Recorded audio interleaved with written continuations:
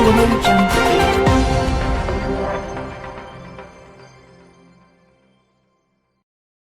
사랑의 콜센터에서 김호중 노래를 단 한 곡만 부르지만 끝까지 기다려서 듣습니다. 왜요? 그 한 곡이 한 주를 살아가는 힘을 주니까요. 정말 엄청난 위로를 줍니다. 이번에는 명곡 중의 명곡 내 하나의 사랑은 가고 였습니다. 사실 부르의 명곡에서 이은하 씨가 몇 주 전에 불러서 더더욱 기대하게 만든 곡이었습니다. 그리고 신청자분께서 어머니와 장모님 기일이 5월에 몰려서 이 곡을 신청했는데 김호중은 10살 때 이미 이 곡을 통해 위로받았다는 말에 더더욱 마음이 아팠습니다. 도대체 10살, 그때 사실 김호중의 부모님께서 헤어지시는 일이 있었기에 얼마나 그 어린 나이에 힘이 들었을까 생각하면서 들었는데 제 맘이 찢어지는 줄 알았습니다. 실제로 노래가 시작되었는데 선뜻 마이크를 들지 못했습니다. 옛 기억이 나는 듯 오른쪽 얼굴이 실룩거리면서 감정을 가다듬는 모습을 보였습니다. 저도 이 모습을 보면서 같이 마음이 아팠습니다. 그래도 잘 참으려고 눈물 닦으려고 잠시 뒤돌아서 휴지를 찾으며 숨을 고르기 시작했습니다. 다들 걱정해주는 모습도 참 보기 좋았습니다. 그리고 김호중의 어린 시절 아픔을 이미 알고 있었기에 괜찮다고 울면 안 된다고 이야기를 장민호랑 영탁이 건네는 모습에 더더욱 마음이 아렸습니다. 밀려오는 기억에 보는 시청자의 입장에서 여러 감정이 올라왔습니다. 진짜 노래로 아픔을 이겨냈던 기억들. 과거 어려서 어찌할 바를 몰랐던 감정들이 노래로 치유되었지만 시간이 지나서 이번에는 그 노래를 부르면 다시 그 시절로 되돌려 놓아서 아픔이 기억나는 어려움이 있다는 사실을 흔들림 없이 저음에서 울림을 줍니다. 정말 이 가사를 보면 아프지 않을 사람이 누가 있을까 싶을 정도로 가슴 아리는 가사입니다. 돌아서다는 말과 슬프다는 표현이 정말 쓰라립니다. 이 가사는 듣는 시청자들의 가슴을 쳤을 겁니다. 잊고 있던 눈물이라는 표현 자체가 너무 슬픕니다. 특히 김호중은 이 노래를 부르면서 10살로 돌아가 있지 않았을까 생각합니다. 시간이 다 물결표 해결해 준다는 말이 생각나는 가사였습니다. 10살에 느꼈던 아픔보다 지금은 많이 줄었을 겁니다. 시간의 등에 태워서 흘려보냈기에 저 멀리 있는 거리만큼 그만큼 덜 시린 가슴일 겁니다. 김호중의 인생을 트바로티라는 제목으로 다시 한번 영화화하기로 결정이 났다고 합니다. 그것도 김호중이 출연한 상태로 말입니다. 김호중의 소속사 생각을 보여주는 엔터테인먼트는 김호중의 다이내믹한 인생 역전 이야기를 바탕으로 영화를 제작할 예정이라고 발표하였습니다. 분명히 기대가 되기도 하고 나쁘지 않은 선택이기는 한데 그럼에도 불구하고 김호중의 인생 역전의 서사를 풀어주는 영화 트바로티에 대한 우려가 없는 것은 아닙니다.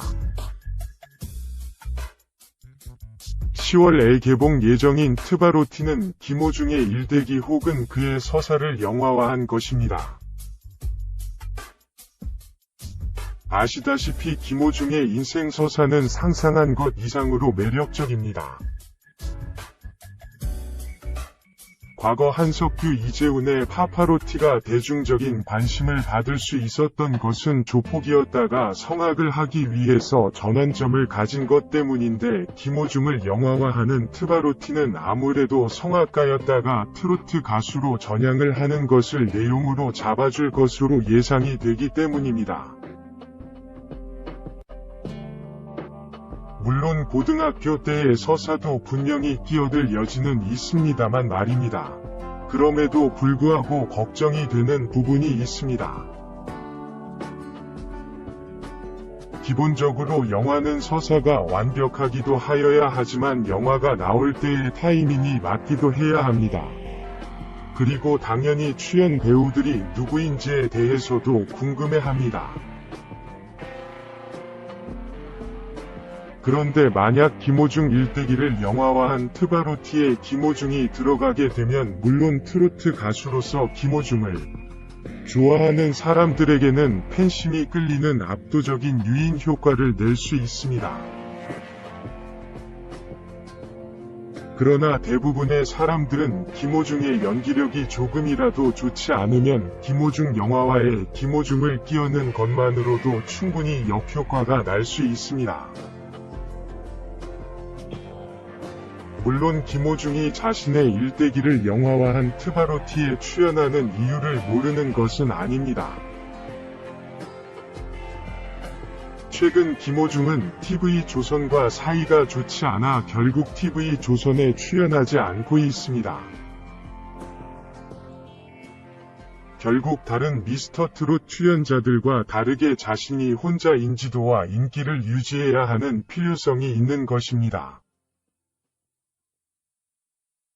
그렇기에 행사면 행사, 방송이면 방송할 수 있는 것은 뭐든지 하려고 하고 있지만 여의치가 않는 상황입니다.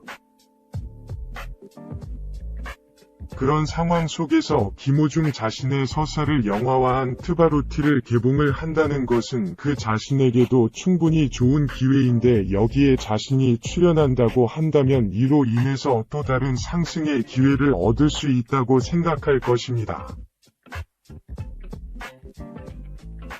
그러나 연기력이 검증이 되지 않았기에 자칫하면 오히려 영화화가 그에게 발목을 잡을 수 있는 상황으로 이어질 수 있다는 것을 인지해야만 할 것입니다.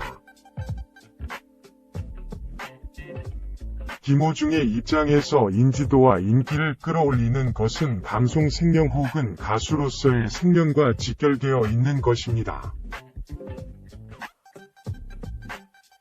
최근 6월 15일로 다가온 군입대 영장을 다음으로 미룬 것과 이번 트바로티 즉 김호중 서사의 영화화에 직접 출연을 감행한 것도 그 자신이 현재 최대한 이뤄놓고 군대에 들어가야 한다는 압박감이 상당히 강하기 때문에 이뤄진 선택이라고 볼 수 있습니다. 그러나 이러한 선택이 과연 좋을지 좋지 않을지는 일단은 지켜볼 수밖에 없는데, 그렇게 전망이 좋아 보이지는 않습니다. 미스터트롯 TOP7 멤버들이 대표 코너 나를 맞춰봐에서 에피소드를 방출한다. 16일 토송되는 JTBC 아는 형님에서는 지난주 독특한 개인기와 재치 만점 입담으로 화제가 됐던 미스터트롯 TOP7 멤버들이 또 한 번 활약한다. 멤버들은 형제 같은 케미를 보여주며 신선한 재미를 선사한다. 최근 진행된 아는 형님 녹화에서 대표 코너 나를 맞춰봐가 시작되자 TOP7 멤버들은 형님들에게 뒤지지 않는 애드리브 실력을 선보인다. 특히 장민호는 나를 맞춰봐 코너가 시작되자 TV에서만 보던 뿅망치 꼭 들어보고 싶었다 라고 포부를 밝힌다.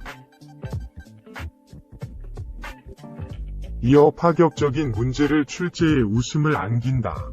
장민호의 문제가 끝나고도 그의 이야기는 긴 여운을 남기고 멤버들의 애드리브에 계속해서 언급됐다는 후문.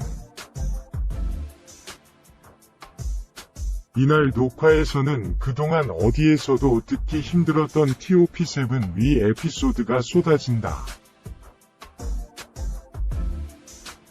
영탁은 과거의 눈치를 보며 행사를 소화했던 사연을 전한다. 김호중은 공항에서 유명인으로 오해받아 사인을 해줬던 에피소드로 웃음을 자아낸다.